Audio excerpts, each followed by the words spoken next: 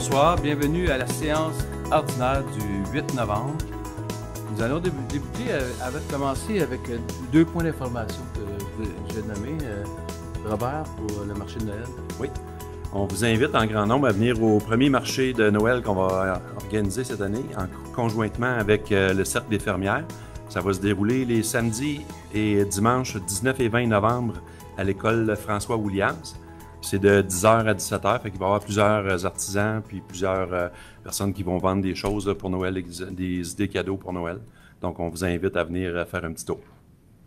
Parfait. J'en ai un autre point d'information avec Mme Gosselin. Oui, moi, c'est juste pour mentionner, en fait, comme cette semaine, là, sur la page de la ville, on a fait une petite vidéo avec M. le maire et donc 2 conseillers. Au Parc Le Rocher, on a commencé les aménagements.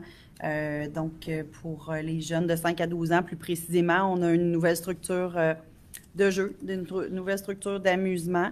Et puis, ben ça fait partie là, d'un projet qui va se continuer dès l'été prochain, là, dès le printemps prochain. On a déjà fait une phase, donc c'est une petite mention. C'était bien reçu en plus sur oui, vraiment. Facebook. On est à l'ouverture de la séance. Je constate qu'on a le quorum. On est à l'adoption de 2.1, adoption de la séance ordinaire du 8 novembre. Ça me prendra un proposeur. Je propose. M. Mathieu Davio, appuyé par? J'appuie. M. Robert Gagnon. En point 3.1, procès verbal de la séance ordinaire du 4 octobre 2022. Approbation également. Je propose. Marie-Ève propose. Qui appuie? Mme Gosselin. En 4.1, liste des paiements à ratifier et des comptes à payer. Pour approbation, Mme Langevin, s'il vous plaît. Oui. Alors, considérant les chèques émis ou annulés, les comptes à payer préparés durant la période du 4 octobre au 7 novembre 2022, les listes suivantes, donc, sont à ratifier. Chèques et dépôts à ratifier, montant de 528 512,19 $. Comptes à payer et engagements, 793 130,36 sous. Et les salaires pour période 20 et 21, 373 482,77 $. Donc, il est proposé de ratifier les paiements effectués, d'approuver les comptes à payer qui apparaissent sur les listes et d'autoriser la trésorière à émettre les chèques nécessaires pour effectuer le paiement des comptes à payer. Et puis, comme à l'habitude, les gros montants plus importants, des quotes-parts pour la MRC, la RIEP, la RISAVR, donc nos régies.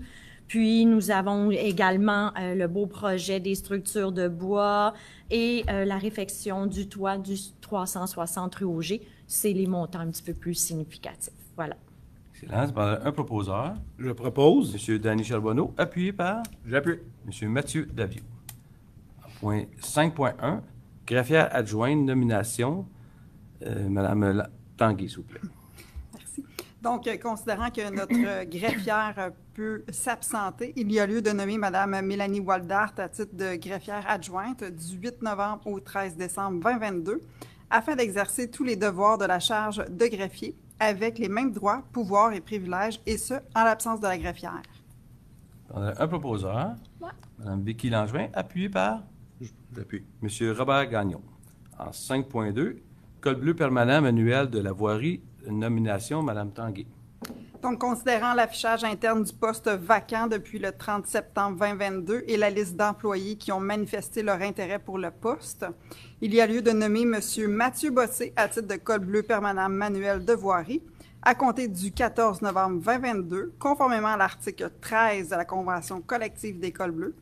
Le taux horaire sera celui prévu à l'échelon 12 à 24 mois de l'échelle salariale en vigueur et d'autoriser le directeur des travaux publics à signer pour et au nom de la ville de Saint-Amable tout document pour donner effet aux présentes. Parfait. Ça me donne un proposeur. Propose. M. Robert Gagnon, appuyé par? J'appuie. Mme France Gosselin. En 5.3, calendrier des séances ordinaires du Conseil municipal pour l'année 2023. C'est une adoption. Mme Langevin, s'il vous plaît. Oui. Alors, considérant que l'article 319 de la loi sur les cités et villes prévoit que le Conseil doit établir avant chaque année civile le calendrier de ces séances ordinaires en fixant le jour et l'heure du début de chacune.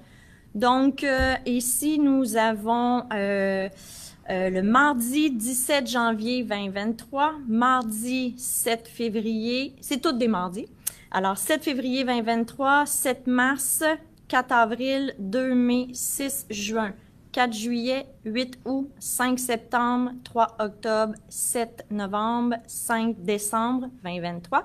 La seule différence, donc, ça va être que les séances vont se dérouler à 19 h. Donc, ça ne sera plus à 19h30, ça va être à 19 h, toujours ici à l'Hôtel de Ville, à la salle Simon-Lacoste. Excellent. Pendant un proposeur, Je propose. Monsieur Dan Charbonneau, appuyé par Madame France Gosselin. En 7.1, Assurance générale 2023 pour le renouvellement de contrat. Monsieur Davio, s'il vous plaît. Oui, alors considérant les exceptions aux règles générales d'adjudication des contrats prévus à l'article 573.3 de la loi sur les cités et villes, il est proposé d'autoriser pour la période du 31 décembre 2022 au 31 décembre 2023 le renouvellement des polices d'assurance avec la mutuelle des municipalités du Québec et le paiement des primes à FQM Assurance au montant total de 180 315 $ et 43 sous, toutes taxes comprises, et d'autoriser la greffière à signer pour et au nom de la Ville de Saint-Amable tous les documents en lien avec la présente décision. Parfait. Pendant un proposeur, Je propose. Monsieur Danny Charbonneau, appuyé par Moi. Madame Vicky Langevin. En 7.2, Edilex Inc., système de rédaction des documents d'appel d'offres des octrois de contrat. Monsieur Charbonneau, s'il vous plaît. Oui, donc, il est proposé d'octroyer le contrat relatif à un système de rédaction de documents d'appel d'offres en ligne à Edilex Inc. pour une durée de 3 ans, soit du 1er janvier 2023 au 31 décembre 2025, et ce, selon le prix soumis et les conditions du contrat pour un montant total de 21 410,02, taxes incluses. Donc, on a besoin d'un proposeur. Un proposeur. Ouais. Madame Vicky Langevin, appuyé par J'appuie. Monsieur Mathieu Davio. En 7.3, amendement, entente concernant l'application des règlements interdisant la distribution de certains sacs de plastique dans le commerce sur le territoire de la MRC. Madame Langevin, s'il vous plaît. Alors, considérant la conclusion en 2017 d'une entente entre la MRC et ses municipalités locales concernant l'application des règlements interdisant les sacs de plastique dans les commerces, considérant l'adoption du règlement 789-00-2022 relatif à l'interdiction des sacs de plastique dans les commerces, il y a lieu d'autoriser le maire et la greffière à signer pour et au nom de la Ville de Saint-Amable l'amendement à l'entente concernant l'application des règlements interdisant la distribution de certains sacs de plastique dans les commerces sur les territoires de la MRC. La seule différence, dans le fond, c'est que les municipalités ont adopté des règlements et l'amendement, c'est juste pour dire que la MRC va dorénavant appliquer ces nouveaux règlements-là. Mais ça ne change pas sur le contenu de tous les sacs qui sont maintenant interdits. Excellent. Un proposeur. Je propose. Monsieur Mathieu Davio, appuyé par J'appuie. Monsieur Robert Gagnon. En 7.4, soutien de la coopération intermunicipale du FAR Géomatique, demande de subvention. Monsieur Gagnon, s'il vous plaît. Oui. Considérant que la géomatique et les systèmes d'information géographique apportent des avantages aux organismes municipaux, considérant que depuis 2010, la municipalité régionale de comté, la MRC de Marguerite-Diouville, a mis sur pied un service de géomatique, considérant également que la MRC désire mettre en commun un service régional en géomatique pour répondre aux besoins de la MRC, ainsi qu'à celui des municipalités locales, et ce par le biais de projets soumis aux membres du Conseil.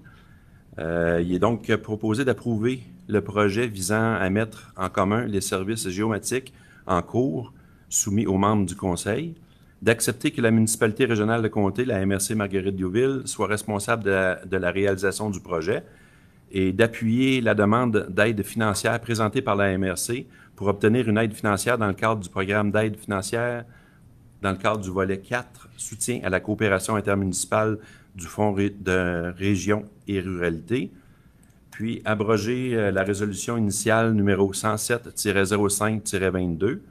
Donc, la géomatique, là, en gros, c'est tout ce qui appartient à la ville, là, les infrastructures, les bornes fontaines, des choses comme ça. Donc, c'est pour mettre en commun ces choses-là. Excellent. Ça me prendrait un proposeur. Je propose. Monsieur Mathieu Davio, on a deux en même temps, ce qui va prendre Mathieu, appuyé par Madame France Gosselin.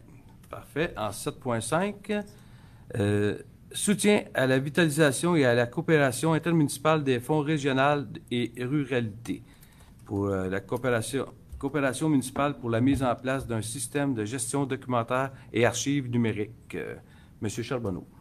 Oui, donc, considérant le programme d'aide financière dans le cadre du volet 4, soutien à la coopération intermunicipale du Fonds Région Ruralité, considérant que la municipalité régionale de Comté, la MRC Marguerite-Nouvelle et l'ensemble de ces municipalités locales ont ciblé un besoin commun, soit celui de permettre la structure, l'organisation et l'accès aux documents reçus créés par les employés, le tout à distance, considérant que la MRC désire mettre en commun un système de gestion documentaire et d'archivage numérique régional pour répondre autant aux besoins de la MRC que de ces municipalités.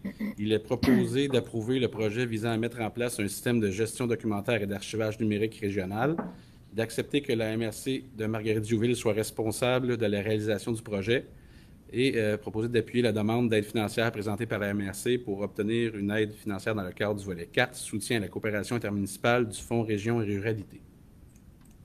Parfait. Ça prend un proposeur. Je propose. Madame France Gosselin, appuyée par Moi. Madame Vicky Langevin. En 7.6, demande à la Société canadienne des postes de respecter la compétence des municipalités de limiter la distribution d'articles publicitaires non demandés. Monsieur Davio. Oui, alors, considérant que 2 municipalités de la communauté métropolitaine de Montréal, soit Mirabel et Montréal, ont réglementé la distribution d'articles publicitaires et que d'autres municipalités s'apprêtent à suivre cet exemple, et ce afin de réduire à la source la quantité de matières résiduelles produites sur leur territoire. Également, considérant que par l'adoption de règlements visant la distribution d'articles publicitaires, les municipalités ont pour principal objectif de limiter leur distribution uniquement à ceux qui souhaitent les recevoir et ainsi limiter la production à la source.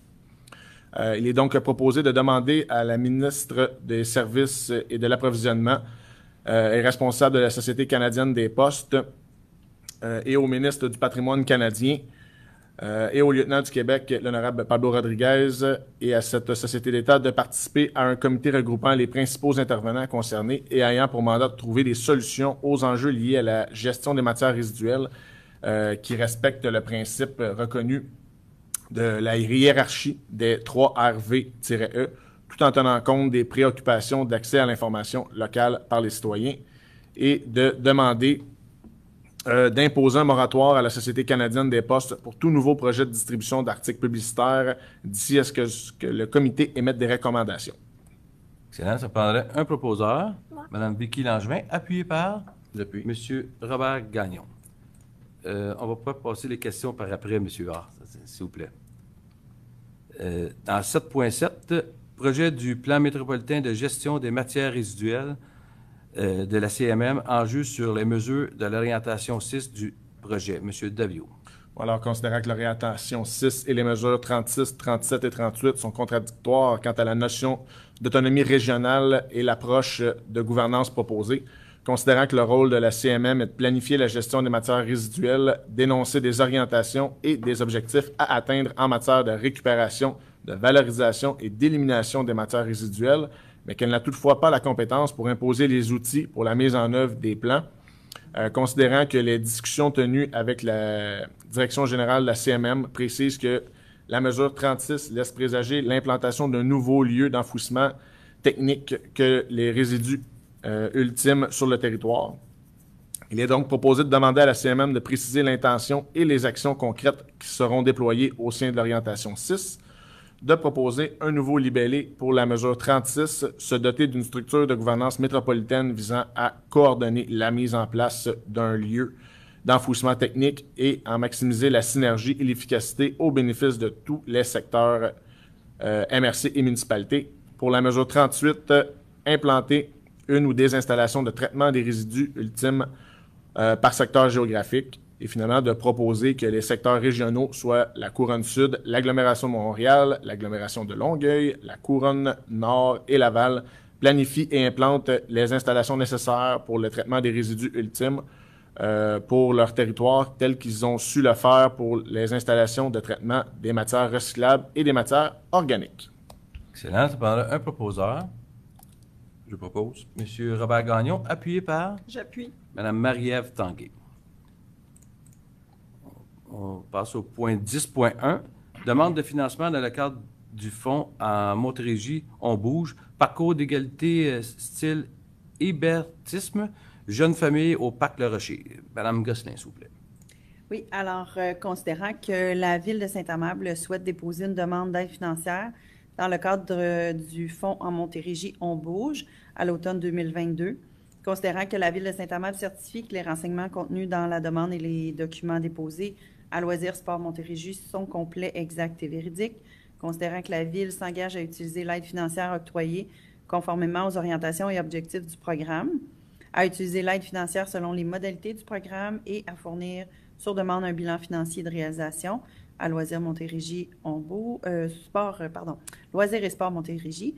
Il y a lieu d'autoriser la coordonnatrice des loisirs et à la vie communautaire à déposer pour et au nom de la Ville de Saint-Amable la demande d'aide financière dans le cadre du fonds en Montérégie, on bouge, et à signer tous les documents afférents. Excellent. Un proposeur. Je propose. Madame Marie-Ève Tanguay, appuyée par J'appuie. Monsieur Danny Charbonneau. En 10.2, aide financière pour la reprise des activités des organismes à l'échelle locale, mesure exceptionnelle après la pandémie. Monsieur Gagnon, s'il vous plaît. Oui, considérant que le conseil municipal souhaite mettre à la disposition des organismes accrédités par la Ville, œuvrant à l'échelle locale, un financement visant à atténuer l'impact de l'arrêt de leur activité durant la pandémie qui a eu pour effet de diminuer puis d'avoir aucun revenu. Considérant que cette aide financière vise à contribuer à la reprise des activités des organismes afin de leur permettre de faire face à un financement insuffisant.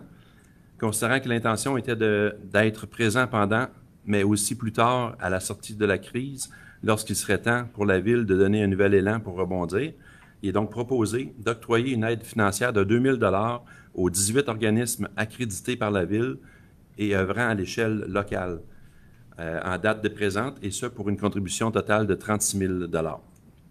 Excellent. C'est un proposeur. Je propose. Monsieur Danny Charbonneau, appuyé par Madame Vicky Langevin. En 12.1, état comparatif de l'année 2022. C'est un dépôt. Madame Langevin, s'il vous plaît. Oui, alors ici, c'est tout simplement un dépôt qui compare les états financiers, revenus, dépenses de l'année en cours versus l'année précédente. Donc, c'est pour faire de la saine gestion. Puis, nous avons également un autre état pour revenus et dépenses pour l'exercice courant et ce qui était prévu au budget. Alors, tout se porte très bien. Il a lieu ici d'accepter le dépôt des rapports financiers comparatifs au 30 septembre 2022. Excellent. Un proposeur. Je propose. Monsieur Mathieu Daviau, appuyé par J'appuie. Monsieur Robert Gagnon. En 12.1, budget révisé 2022, Office municipal d'habitation Marguerite-Diouville. Pour l'approbation, Mme Tanguay.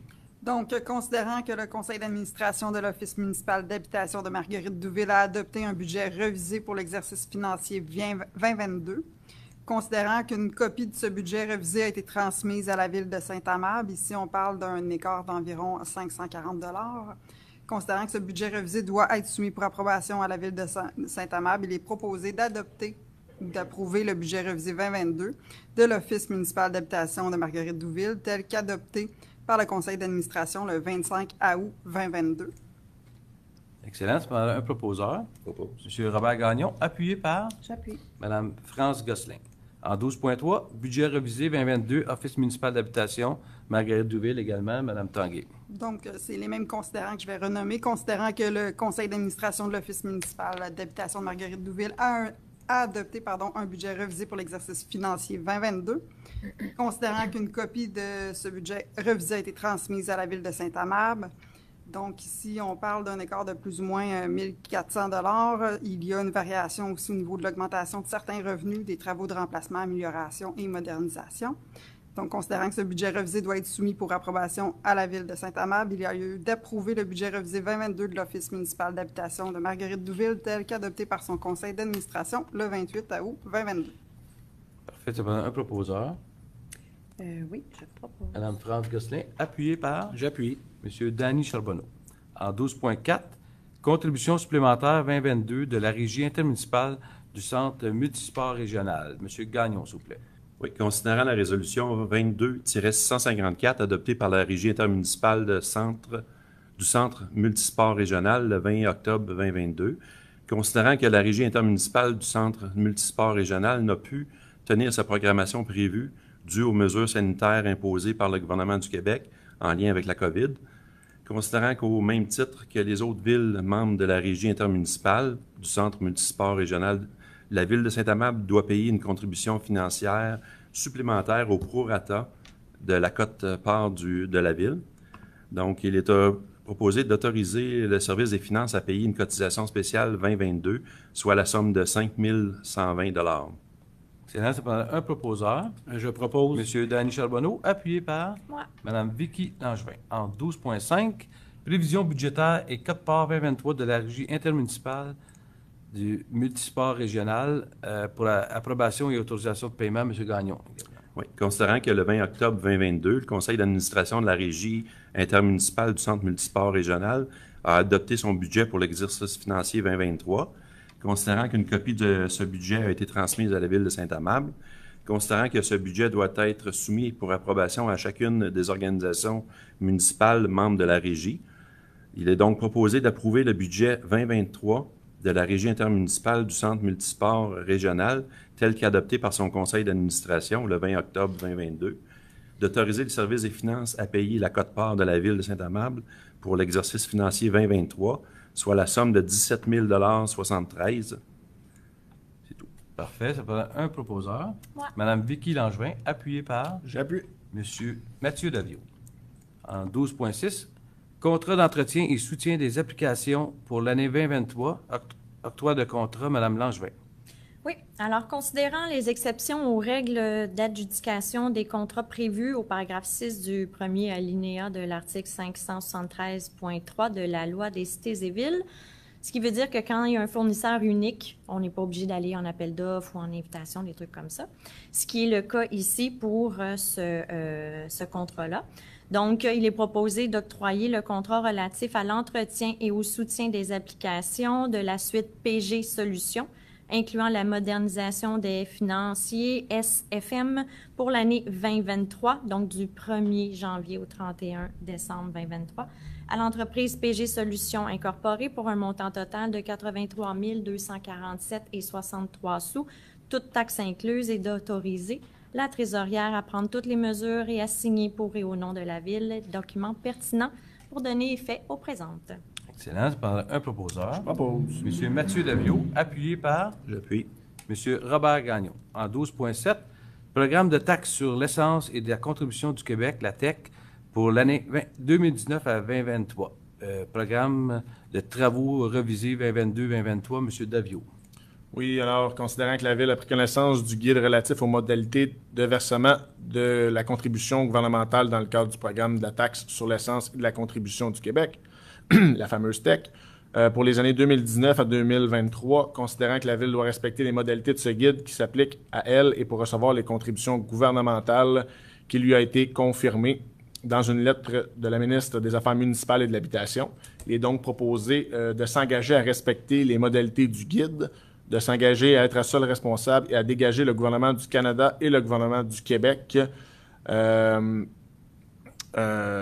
même que les hauts fonctionnaires, employés et mandataires de toute responsabilité quant aux réclamations, exigences, pertes, dommages et coûts de toutes sortes, découlant directement ou indirectement des investissements réalisés au moyen de l'aide financière obtenue dans le cadre du programme de la TEC, d'approuver le contenu et d'autoriser l'envoi de la programmation des travaux version numéro 4 ci-jointe, également de s'engager à atteindre le seuil minimal d'immobilisation qui lui a été imposé pour l'ensemble des 5 années du programme, et finalement de s'engager à informer le ministère des Affaires municipales et de l'Habitation de toute modification qui sera apportée à la programmation des travaux approuvés par la présente résolution.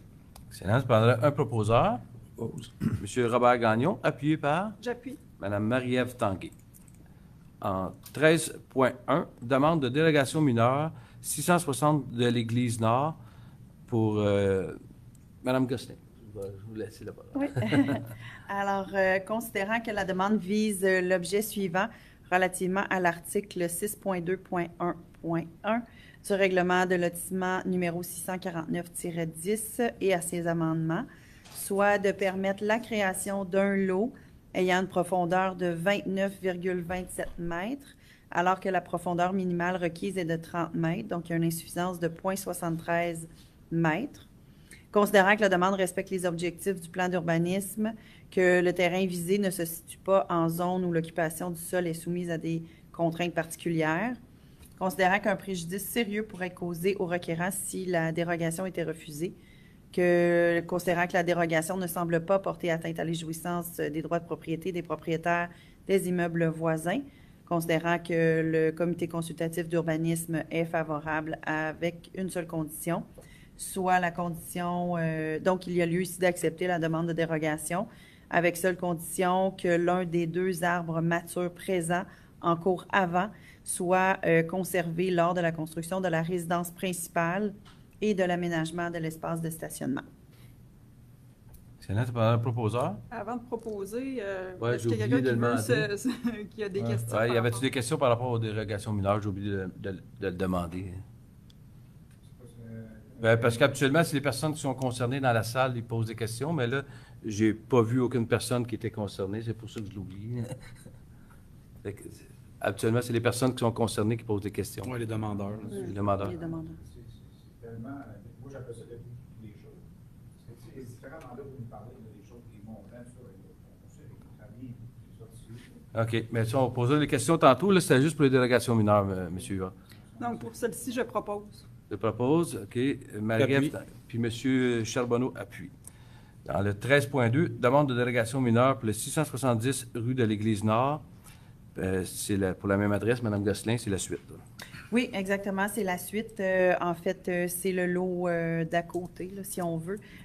Donc, toujours pour permettre une création d'un lot ayant une profondeur insuffisante de 0,73 mètres. Encore une fois, là, avec les mêmes considérants que la demande précédente. Et cette fois-ci, il y a lieu d'accepter la demande de dérogation mineure 2022-022-DM, telle que proposée sans condition. Parfait. Ça me prend un proposeur. Je propose. M. Danny Charbonneau, appuyé par Mme Vicky Langevin. En 13.3, demande de dérogation mineure pour le 1410 rue principale. M. Charbonneau, s'il vous plaît. Oui, considérant que la demande vise l'objet suivant relativement à l'article 312 du règlement de zonage numéro 712-00-2013 et ses amendements, soit régulariser l'implantation d'une enseigne détachée commerciale implantée à 1 mètre de la ligne d'emprise de la voie publique, alors que la distance minimale requise est de 2 mètres, donc il y a une insuffisance de 1 mètre. Considérant que la demande respecte les objectifs du plan d'urbanisme, considérant que le terrain visé ne se situe pas dans une zone où l'occupation du sol est soumise à des contraintes particulières pour des raisons de sécurité publique, considérant qu'un préjudice sérieux pourrait être causé au requérant si la dérogation était refusée, considérant que la dérogation ne semble pas porter atteinte à la jouissance du droit de propriété des propriétaires des immeubles voisins, considérant la recommandation favorable du comité consultatif d'urbanisme avec une condition. Donc, il est proposé d'accepter la demande de dérogation mineure numéro 2022-023-DM sous la condition suivante. Qu'advenant le remplacement du socle de l'enseigne détachée, celle-ci devra être relocalisée afin d'être conforme à la réglementation en vigueur. Excellent. Ça parle un proposeur. Mme Vicky Langevin, appuyée par J'appuie. M. Mathieu Davio. En 13.4, demande de PIA, Remblai, 1410 rue principale, M. Charbonneau. Oui. Pas long, je vais me rendre. OK. Donc, c'est une demande de PIA pour le Remblai sur la même propriété, le 1410 rue principale, considérant que la résolution numéro 289-10-15 autorisait un Remblai sur une superficie d'environ 37 558 mètres carrés afin d'agrandir un usage commercial bénéficiant d'un droit acquis, soit un commerce de recyclage de véhicules hors d'usage, sur une superficie n'excédant pas 80 de la superficie de terrain initialement occupée par cet usage, considérant que, à la suite de ce remblai, le requérant souhaite procéder à la régularisation du remblai excédentaire d'une superficie de 7 992,7 m², considérant qu'aucun entreposage ou usage commercial ne sera fait sur cette superficie de remblai excédentaire, considérant que la demande fait référence au chapitre 5, l'article 21.1 à 21.4 du règlement relatif au plan d'implantation et d'intégration architecturale, ou appelé PIA numéro 704-00-2012 et ses amendements, Considérant la recommandation favorable sous certaines conditions du Comité consultatif d'urbanisme, il est proposé d'accepter tel que proposé la demande de PIA numéro 2022-007-PIA avec les conditions suivantes, soit qu'une clôture soit installée à la limite de la superficie initiale de 37 558,6 m² qui avait été initialement autorisée pour l'agrandissement de l'usage commercial prévu à la résolution numéro 289-10-15, que le demandeur obtienne l'autorisation de la Commission de la protection du territoire agricole pour le remblai excédentaire et qu'advenant un refus de la part de la CPTAQ, le demandeur devra effectuer une demande de certificat d'autorisation de déblai, qu'en aucun temps un usage commercial ne soit effectué sur la superficie de remblai excédentaire de 7 992,7 m². Excellent. Par un proposeur, Propose. M. Mathieu Daviau, appuyé par J'appuie. M. Robert Gagnon. En 13.5, demande d'exclusion à la CPTAQ pour le 285 rue principale. M. Charbonneau. Oui, donc, comme M. le maire l'a mentionné, c'est une demande d'exclusion à la Commission du territoire agricole pour l'adresse le 285 principal portant le numéro de lot 5 675 206 du Cadastre du Québec. Considérant que l'entreprise 9009-3758 Québec Inc. ci-après 9009-3758 est propriétaire du lot 5 975 206 depuis le 17 juin 2014, considérant que ce lot d'une superficie de 3 972,2 m², dont une superficie de 2 370 m² se situe en zone agricole et une superficie de 1 602,2 m² en zone blanche, sur lequel on y retrouve une résidence construite vers les débuts des années 1900, considérant que ce lot, depuis cette construction, a toujours été utilisé à des fins résidentielles, considérant que les limites de la zone agricole en vigueur depuis la révision de la zone agricole en 1989 ont eu pour effet de scinder le lot en deux, considérant que 9009-3758 a pour projet de démolir la vieille résidence et d'y construire un immeuble comportant de 15 à 20 logements, considérant qu'en raison de la continuité du lot visé par la demande avec le périmètre d'urbanisation et en conformité avec l'article 61,2 de la loi sur la protection du territoire et des activités agricoles, ci-après la loi, la LPTAA. Donc, la demande doit être assimilée à une demande d'exclusion. Il est proposé de recommander à la Commission de la protection du territoire agricole du Québec d'exclure une partie du lot 5 975 206 du Cadastre du Québec d'une superficie approximative de 1800 m² ou subsidiairement d'y autoriser une utilisation à une fin autre que l'écriture et ce, aux fins de construction d'un immeuble de 15 à 20 logements et d'abroger la résolution 124-05-22. Parfait. Ça me prendrait un proposeur. Je propose. M. Robert Gagnon, appuyé par J'appuie. Mme Marie-Ève Tanguay. En 13.6, règlement relatif à la démolition des immeubles, avis de motion, adoption du projet de règlement. Mme Gosselin, s'il vous plaît.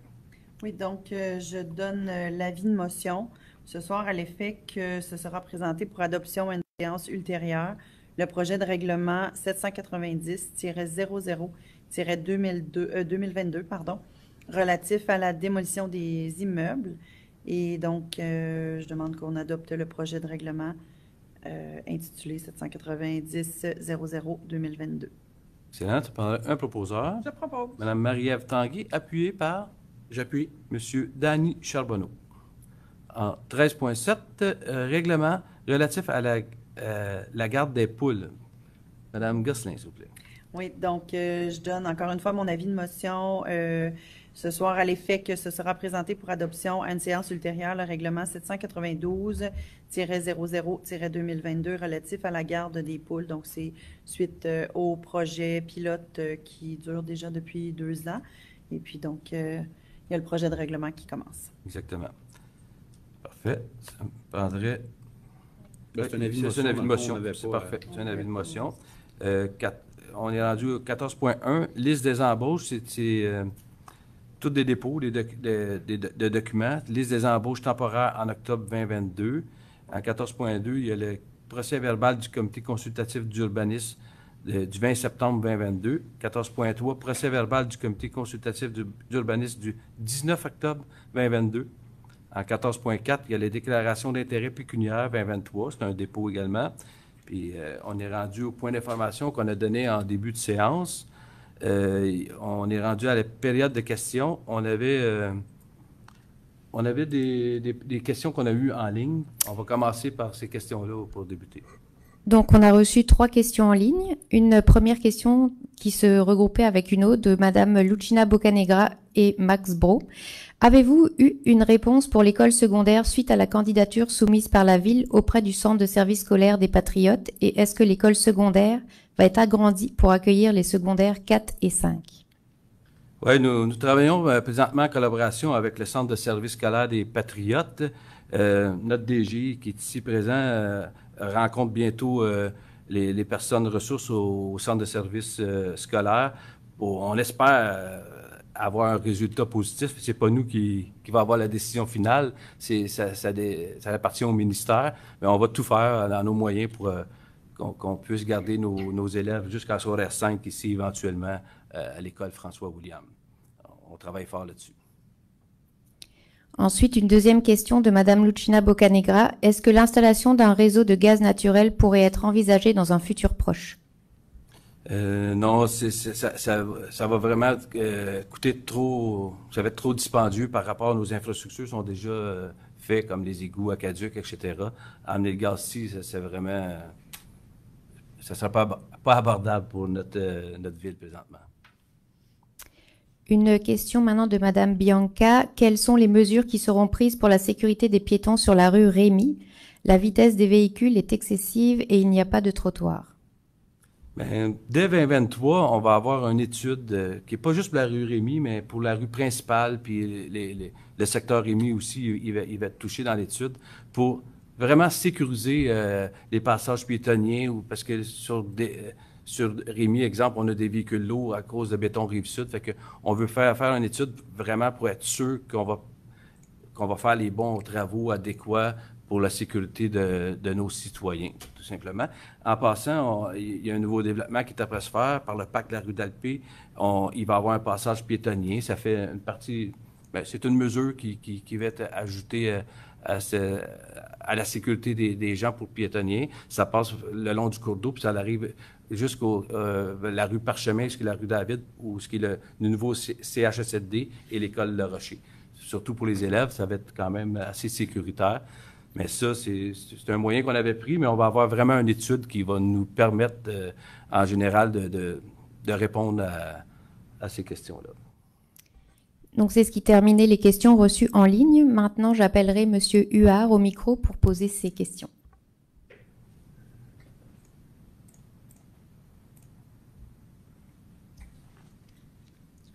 Bon, pour ceux qui ne me connaissent pas, Marcel Huard, 225 rue des Chênes, à Saint-Amable. Pour commencer, là, tantôt, tu m'as dit d'attendre pour poser une question. Quand Mathieu, tu parlais des affaires du bureau de poste, je ne sais pas trop, là, on ne parle pas des Publisac ici, on parle, mettons, des cartes de Remax, des choses qu'on reçoit par la poste que vous laissez d'éliminer, c'est quoi? Ah, mais éventuellement, même les Publisac, on peut tout avoir en ligne. C'est vraiment, il y a eu des reportages dernièrement, là, qu'il y avait des vannes pleines exemple, de Publisac ou autres publicités, là, qui avaient, ça n'a comme pas de bon sens par rapport à un dépôt de recyclage, puis il faut prendre des mesures pour faire une saine gestion des matières recyclées. Que ce soit sur une base volontaire aussi. Base volontaire. Par exemple, si je veux le Publisac, d'avoir le choix de l'avoir ou ne pas l'avoir également. Exactement. On a le choix, c'est bien. Oui. OK, parfait, super. Après ça, Vicky, quand tu parlais de 12,6, le 83 000 pour un fournisseur unique, c'est-tu parce qu'il n'y a pas eu de soumissionnaire? Ça, c'est avec le PG. Le système PG, ici, c'est vraiment un système qui est fait pour les municipalités. C'est un genre un peu comme de monopole qu'ils ont. Et c'est eux autres qui distribuent dans toutes les municipalités. On n'a pas le choix de faire affaire avec eux. C'est pour ça que c'est unique, là. Oui, c'est embêtant. Le gars peut me demander le prix qu'il veut, qu'on ne peut pas s'assiner avec ça. Non, mais c'est comme ça dans toutes les municipalités. Il n'y a pas de concurrence. Il n'y a pas de concurrence là-dedans. Là. OK. Tantôt, là, la maison de centenaire là, que vous parliez, vous achetez à terre pour bâtir un 15 logements, il n'y a pas une loi du patrimoine, des choses à respecter? Je ne sais pas. Non, ici, on a juste l'église, le presbytère, puis 2 maisons qui font partie du patrimoine à Saint-Amable. Ça, c'est à la limite de Saint-Amable dans le côté urbain, puis la ligne d'eau passe au milieu de la maison. Puis la moitié de son terrain est agricole, l'autre moitié de son terrain est résidentiel.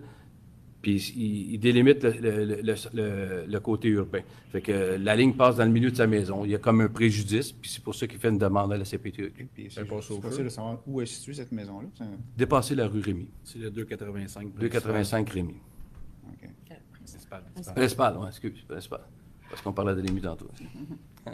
Bon, j'avais une question. Pourquoi juste 2 questions par participant? Vous avez déjà fait vos 2 questions, M. Huard. Mais là, je vais vous permettre quand même vos questions parce qu'on est gentil. Pourquoi? Parce que là, c'est comme si vous n'aviez pas d'intérêt pour nous autres.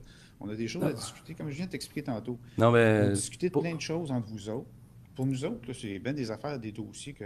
Pour moi, c'est de la bouillie pour les chats. Là. Parce que, M. Huard, je vais juste vous arrêter tout de suite. Posez vos questions parce que éventuellement, ça va être ça parce qu'on ne veut pas que ça déborde. Il y a eu d'autres réunions par le passé il y avait 10, 12, 15 questions. Puis par rapport aux questions, il y avait plus de commentaires que de questions. Fait que ça ne devenait plus des questions. C'était plus constructif pour les citoyens, tout simplement. C'est pour ça qu'on a dit on va mettre ça à 2.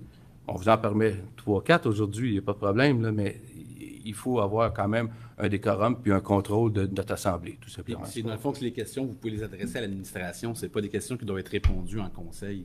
Ouais, ben moi, j'aime ça, parler face à face avec les gens et voir la réaction des gens. On est toujours disponible. Monsieur Huard, la dernière séance, j'étais disponible avec vous puis je vous ai quand même parlé. Il n'y a pas de problème avec ça. Stéphane, je réponds aux questions, il n'y a pas de problème. J'accorde que tu étais présent. Mais je te ferai remarquer qu'à la dernière assemblée, j'ai fait mes 2 questions. Après ça, j'ai demandé à toutes les personnes de venir écouter ce que j'avais à dire.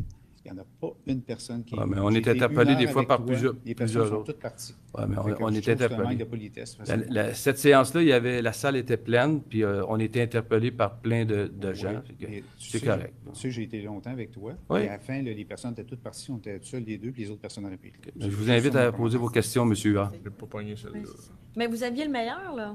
Monsieur Williams, c'est le meilleur pour répondre à toutes vos questions. Non, mais j'aimerais ça que les autres personnes, vous autres, vous avez aussi, vous êtes capable de parler. Il n'y a pas juste Stéphane qui est capable de parler. C'est quelque chose. Chacun vos dossiers. C'est quelque chose qui me fait toujours plaisir. Malheureusement, M. Huard, d'habitude, je discute avec vous aussi souvent quand vous êtes présent. Je ne l'ai pas pogné celle-là personnellement. Je pense que les autres non plus. On s'est restés, ça nous fait plaisir. Ça fait partie de notre mandat, justement, de discuter avec les citoyens. C'est normal. Bénéfice au doute, mais c'est ça. Pas de problème. OK. Oui, ce que je voulais savoir, la question, c'est comme le conseil municipal. Toutes les personnes, vous êtes là. Combien d'heures par mois vous passez en moyenne à discuter de tous les mandats, ce que vous discutez ce soir? Mettons, dans un mois. Une question même générale que pour moi, c'est une question d'intérêt. Moi, comme maire, avec les activités à part qu'on fait, mais je fais vraiment plus que le 40 heures. Là. C'est peut-être 50 heures des fois, puis des fois, c'est peut-être 40, mais des fois, c'est 60. On est appelé le vendredi soir pour une activité, samedi, dimanche. On a des caucus, on a des réunions régionales. Des comités. Fait que... pour toi, c'est correct, mais les autres personnes, c'est pas la même affaire. C'est pas tout le monde qui suit. Mais ils font partie des comités, ils font partie de certains comités régionaux également, des comités municipaux, plus nos caucus une fois par mois, plus un autre caucus préparatoire, plus le V7 qu'on se rencontre tous les élus ensemble pour discuter. Non, il y a quand même beaucoup d'heures qui est mis, M. Huard. OK. Puis comme concitoyen, est-ce que j'ai le droit d'assister à vos réunions en dehors de la réunion de ce soir? Il y a des réunions, toutes les réunions aux séances publiques comme ça, des séances extraordinaires. On a des consultations publiques quand c'est annoncé. C'est tout le temps sur le site Internet, aucun problème. Dans les comités de caucus, tout ça, non. C'est les élus, ça. Les employés. OK, puis ça arrive quand, à peu près? Parce que moi, je ne suis pas très, très Internet, fait que je manque tout ça. Là, fait que mais c'est pas publié non plus. C'est de la gestion interne. Non, les séances publiques, c'est tout publié sur le site Internet de la Ville. OK, informé aussi, puis c'est ça. OK, la deuxième question. Il y a une politique qui a été établie pour la ville de Saint-Amable que la rue principale, s'il y a une maison qui disparaît, il faut que tu rebâtisses absolument un condo ou un bloc appartement, je crois, si j'ai bien compris. On a changé sur toute la rue principale. Le zonage, il était déjà changé avant qu'on arrive en poste.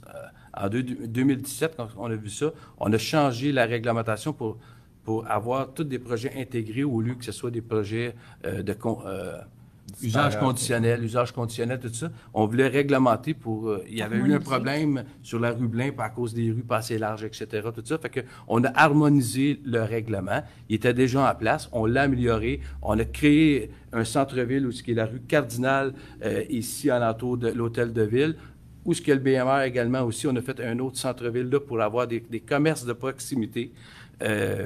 Peut-être dès l'année prochaine, on a déjà des entrepreneurs d'extérieur qui nous ont approchés. Il va peut-être avoir une construction au printemps prochain pour des commerces de proximité sur la rue Cardinal avec une mixité des logements au-dessus des commerces. C'est pour donner des services à nos citoyens qu'on a fait ce chose-là. En plus, votre question que vous avez faite auparavant, on a fait une consultation publique au 446 Daniel. Il y avait plus que 200 personnes. On a consulté la population, toutes les personnes concernées, puis il y a eu une acceptation générale. OK. Les adresses visées, il y avait reçu un avis écrit. Si Exactement. Ça veut dire qu'il y a des zones, comme mettons la maison qui a passé au feu cet été. La maison est détruite présentement. Le propriétaire, s'il veut, peut reconstruire une maison là sans problème, c'est ça? OK. Dépendamment de la zone qui demeure. OK. Bon. Puis en même temps aussi, j'ai oublié de dire, on s'est assuré de protéger tous les autres domaines parce qu'on a des quartiers résidentiels, puis on y tient que ça reste comme ça. Il y a juste la rue principale là, qui va être densifiée. Certains secteurs où la rue Daniel, où il y a déjà des blocs, la rue Dominique, près de l'école, des écoles, c'est tout. Le reste, on veut garder nos quartiers résidentiels. Juste un petit point, Mme Gosselin. Quand je suis venu à la première séance, j'avais parlé de vos augmentations salariales. J'ai eu l'air à vous piquer au vif parce que vous m'aviez déjà me dire que vous n'aviez pas eu d'augmentation salariale cette année. Fait que moi, ce soir, je tenais à vous dire devant témoin, si jamais votre salaire n'est pas...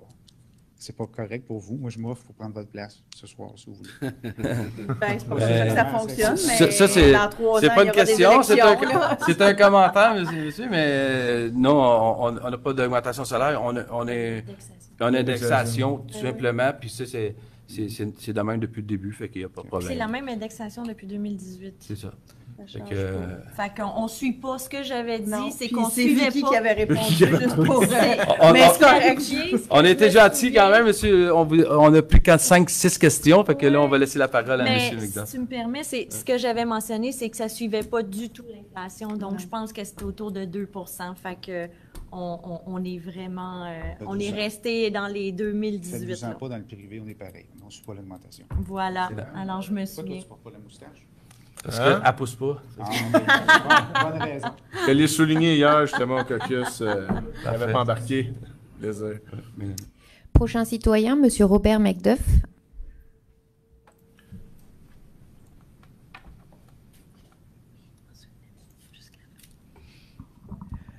Là, je voudrais savoir pour quelle raison ton urbaniste, le pompier, il est rentré sur le terrain de ma conjointe en me disant plus ou moins mes droits. Il va avoir une raison, c'est tout ce que je veux savoir.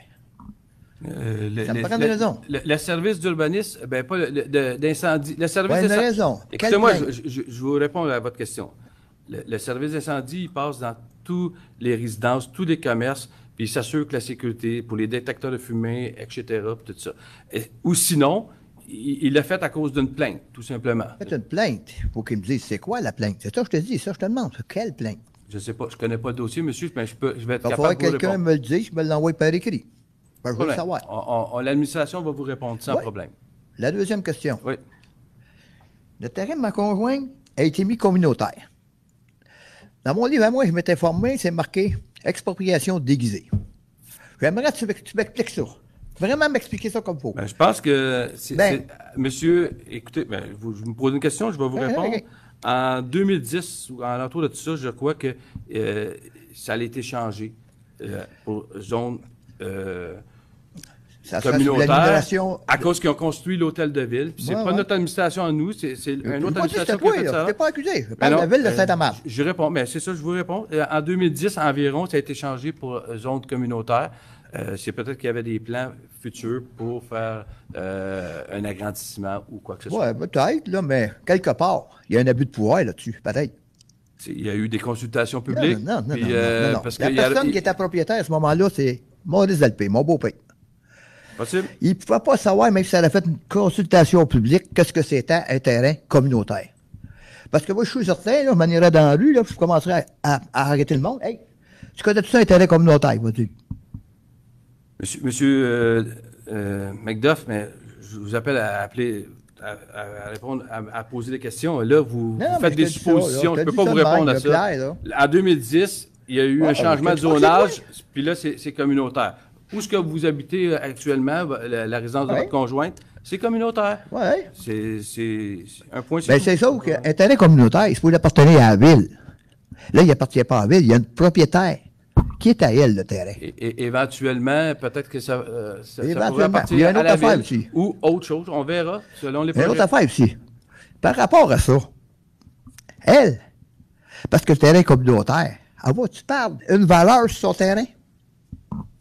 Parce que ça, il y a ça. Ce terrain-là, il est commercial. Mais c'est vraiment plus compliqué que ça, monsieur. Le terrain, il McDuff. était commercial. En 89, quand je suis arrivé là, il était commercial. Ben oui, mais il y a eu des consultations publiques. C'était à votre beau-père ou votre femme de participer puis de faire Ma valoir femme, elle ses peut droits pas à l'époque, participer. là. Elle connaît rien Tout là-dedans, elle est simplement. tombée. Oui? J'ai pas d'autres réponses à vous donner. En tout cas, moi, je sais bien qu'il y a de l'abus de pouvoir là. OK. Mais avez-vous d'autres questions? Sinon, mais je vous j'ai vais vu demander que de vous Les asseoir. réponses, c'est tout le temps blablabla. Là, je vais avoir tout ça par décrit. Quand est-ce que ça a été fait, puis tout. C'est ça que je vais avoir. Parfait. L'administration va vous répondre. Là, je vais vous Je vais demander les de vous avoir par asseoir. décrit, pas dans 6 mois. Je demande de vous asseoir, M. McDuff, s'il vous plaît. C'est tout. Je veux pas plus. Parfait. L'administration va vous répondre. Prochain citoyen, Monsieur Marcel Girard.